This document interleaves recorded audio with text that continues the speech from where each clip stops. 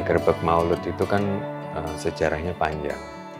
Jadi sudah mulai ada sejak zaman Kerajaan Demak gitu, dan itu tradisi tersebut diteruskan oleh sampai Kerajaan Mataram, termasuk di Kesultanan Ngayogyakarta Hadiningrat.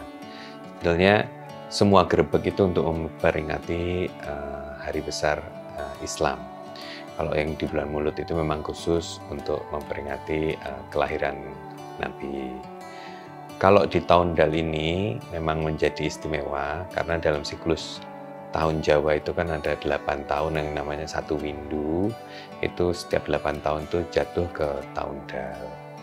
Nah, menurut perhitungan Jawa, di tahun Dal ini maka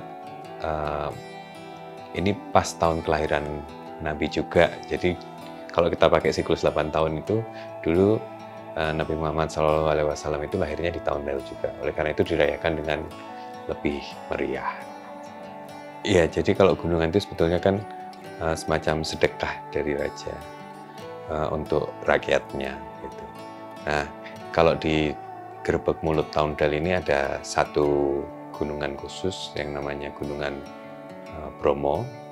Nah, ini gunungan khusus ini kembali ke dalam keraton untuk dibagikan kepada keluarga keraton. Jadi khusus di tahun Dal, Ngarsada Dalem selain memberikan sedekah bagi rakyat, juga memberikan sedekah bagi keluarga yang ada di keraton.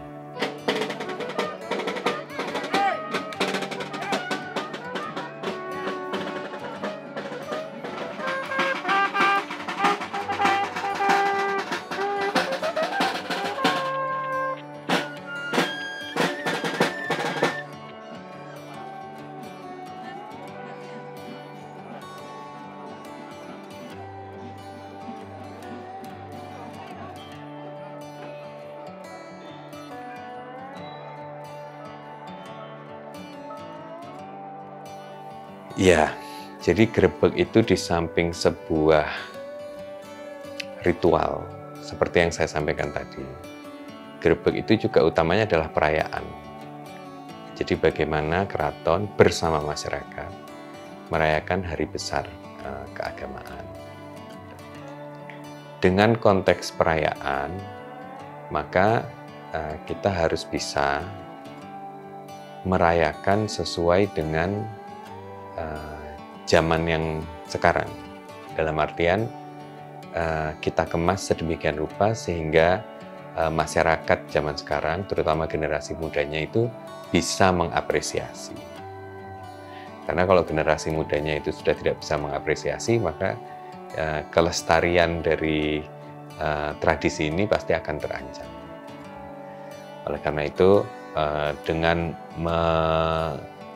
mengkurasi tradisi-tradisi yang lama yang mungkin sudah pernah ditinggalkan, kemudian kita coba tampilkan kembali, harapannya masyarakat bisa mengapresiasi gitu. Dan ini kebetulan terbukti dari acara grebeg yang kemarin, bagaimana animo masyarakat terhadap munculnya kembali Bregada Langankusumo itu bisa sangat diapresiasi. Menurut aku keren banget ya, karena benar-benar mempertahankan budaya, terus juga nggak ada di daerah lain, benar-benar Jogja istimewa gitu, hanya ada di Jogja. Dan kebetulan katanya kalau yang sekarang ini kan grebeg yang Dal ya, itu 8 tahun sekali, jadi ada gajahnya juga tadi, itu bagus banget sih.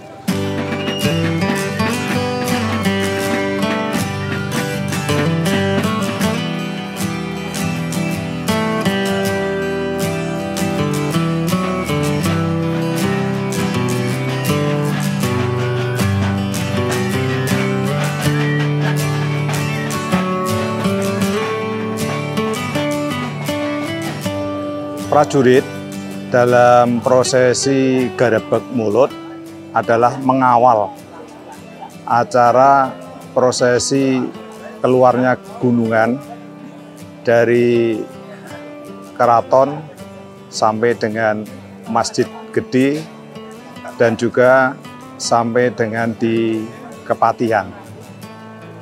Kemudian yang di Puro Pakualaman dikawal tersendiri dari prajurit Puro Pakualaman, yaitu Langkir dan Lombok Abang.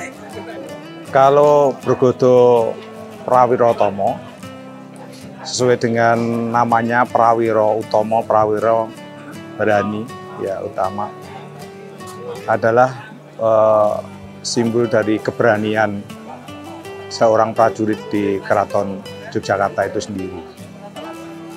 Kemudian untuk sifat kandel keris, ini adalah kalau dahulu mungkin sebagai senjata, tapi sekarang sifatnya hanya sebagai aksesoris saja. Kemudian untuk saat ini, mulai dari grebek mulut atau dal ini, tahun dal, itu mulai dari sersan ke atas sampai dengan panji, itu memakai duung atau keris itu dua.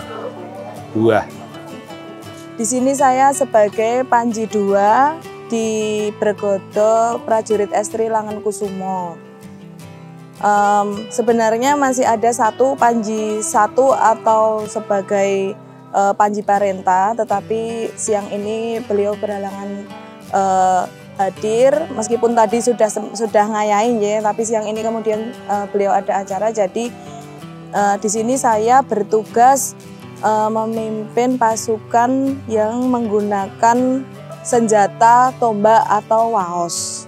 Jadi pertama untuk proses latihan persiapannya itu kami awal mula itu ditanya kesediaannya, karena kan untuk prajurit Langenkusumo ini baru ya, jadi memang rekrutmennya baru dimulai sebelum grebek mulut ini.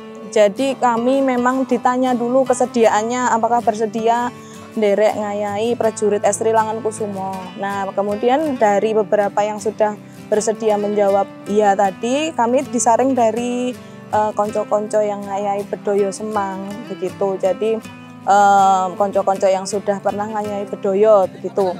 Kemudian disaring, yang bersedia disaring lalu dikumpulkan, dan kami pertama latihan baris berbaris dulu ya, tentunya dengan menyesuaikan aba-aba yang biasanya kami itu menggunakan familiarnya dengan aba-aba nasional seperti siap gerak, tapi di prajurit ini dengan istilah yang lain, dengan istilah siyogoyetno, misalnya minger nganan, minger ngiring, itu kan suatu hal yang harus banyak penyesuaian gitu. Kita berharap kita bisa terus mengembalikan beberapa tradisi yang mungkin sudah lama tidak dilakukan, gitu.